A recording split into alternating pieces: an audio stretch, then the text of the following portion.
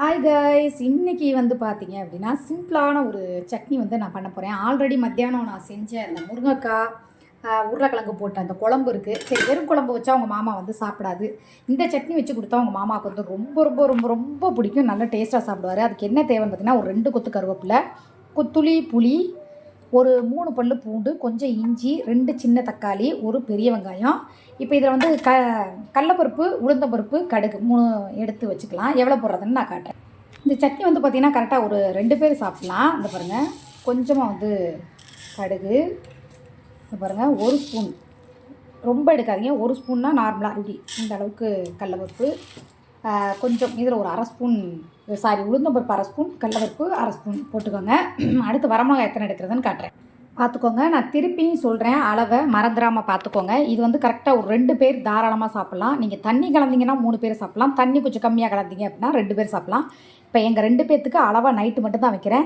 1/2 spoon, 1/4 spoon கடுகு, 1/2 spoon உளுந்தப்பருப்பு, 1/2 spoon கடலப்பருப்பு, பூண்டு 3 பல், இஞ்சி கொஞ்சம். ஏன்னா நைட் நேரத்தில் சட்னி நிறைய பேருக்கு செரிக்காது தேங்காய் சேர்க்கறனால நான் தேங்காய் சேர்க்க மாட்டேன். இருந்தாலும் உங்கள் அண்ணனுக்காக இஞ்சி சேர்ப்பேன். ஒரு 5 வரமிளகாய், இது சுத்தமாக காரமே இருக்காது, அதனால் 5 வரமிளகாய் எடுத்திருக்கேன். கருவேப்பிலை 2 கொத்து, துளி புளி, ஒரு துளி புளி, 2 தக்காளி, ஒரு பெரிய வெங்காயம். ஓகே, இப்போ நம்ம வந்து அடுப்பை பற்ற வச்சுட்டு நம்ம இதை வணக்கலாம்.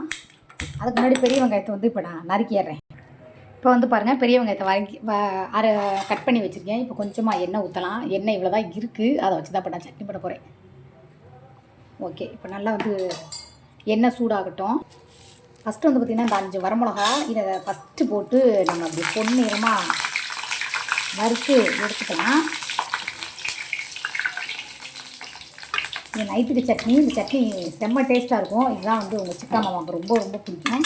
அதுக்கப்புறம் கடுகு, கடலப்பருப்பு, உளுந்தம்பருப்பு எல்லாத்தையும் போட்டு இப்படி பொன்னிறமாக வதங்குற அளவுக்கு வச்சுக்கோங்க. ரொம்ப கருகெல்லாம் விட்டுறாதீங்க, சும்மா போட்டு லேசாக.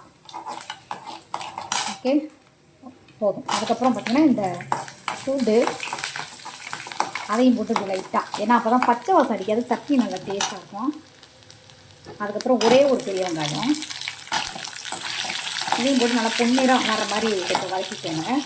பெருசு பெருசாக கட் பண்ணியிருக்கேன், அதனால் கொஞ்சம் டைம் ஆகும்.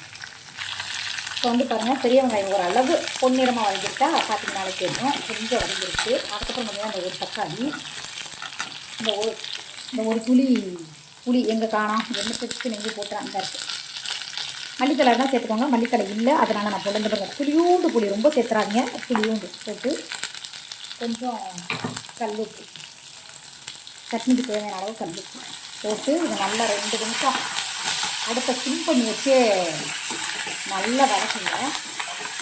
வதங்கி நல்லா தக்காளியெல்லாம் பார்த்திங்கன்னா ஒரு மாதிரி சுருங்கி வந்துடும். காட்டுறீங்க, நீங்கள் இதில் வந்து மல்லித்தலை, புதினா எல்லாமே சேர்த்துக்கலாம். என்கிட்ட மல்லி புதினா இல்லை, அதனால் நான் இருக்கிறத வச்சு சிம்பிளாக, எப்போவும் வீட்டில் இருக்கிறத வச்சு தாங்க நான் சட்னி பண்ணுவேன். இது இல்லை அது இல்லை அப்படிலாம் நான் யோசிக்கவே மாட்டேன். டக்குன்னு ஏதாவது ஒன்று செஞ்சிடும். ஓகே, இப்போ பாருங்கள் நல்லா ஒரு மாதிரி பொன்னிறம் வந்துடுச்சு. இப்போ இதில் நான் 5 மிளகா வச்சுருக்கேன். 1 மிளகாவை நான் ஓரமாக வச்சுட்டு இந்த 4 மிளகாவை தான் போட்டு அரைப்பேன். அரைச்சிட்டு காரம் எப்படி இருக்குது அப்படிங்கிறத பார்த்துட்டு அதுக்கப்புறம் நீங்கள் இன்னொரு மிளகாயை சேர்த்துக்கோங்க. இது வந்து இப்போ நல்லா வந்து ஆறட்டும். நான் ஆற வச்சுட்டு ஒரு 1/2 மணி நேரம் கழித்து தான் அரைப்பேன். சரிங்களா? அரைச்சிட்டு இந்த சட்னியோட டேஸ்ட் எப்படி இருக்குது அப்படிங்கிறத கமெண்ட்டில் சொல்லுங்கள். Okay bye. என்னோட இன்றைக்கி தக்காளி வெங்காய சட்னி எப்படி இருக்குன்னு ட்ரை பண்ணி பாருங்கள். எந்த சட்னி செஞ்சாலும் கொஞ்சம் இஞ்சி போட்டுக்கோங்க, அப்போ தான் டக்குன்னு செரிக்கும். ஒருத்தவங்களுக்கு ஏஜானவங்களுக்கோ இல்லை உடம்பு முடியாதவங்களுக்கோ டக்குன்னு செரிக்காது. அதனால தான் இஞ்சி பூண்டு எல்லாத்துலேயும் சேர்த்துக்கிட்டிங்கன்னா நல்லாயிருக்கும். ஓகே, இப்போ இதை நான் ஸ்டவ் வந்து நான் ஆஃப் பண்ணிடுறேன். ஓகே, இப்போ இதை ஆற வச்சு அரைச்சிட்டு நான் காட்ட முடியாது, ஏன் வீடியோ கட் பண்ணிடுவேன். அதனால் நீங்கள் அரைச்சிட்டு இதோட டேஸ்ட் எப்படி இருக்குது அப்படிங்கிறத வந்து மறக்காமல் கமெண்ட்டில் சொல்லுங்கள். ஓகே, அடுத்த ரெசிபியோடு உங்களை சந்திக்கிறேன். பாய்.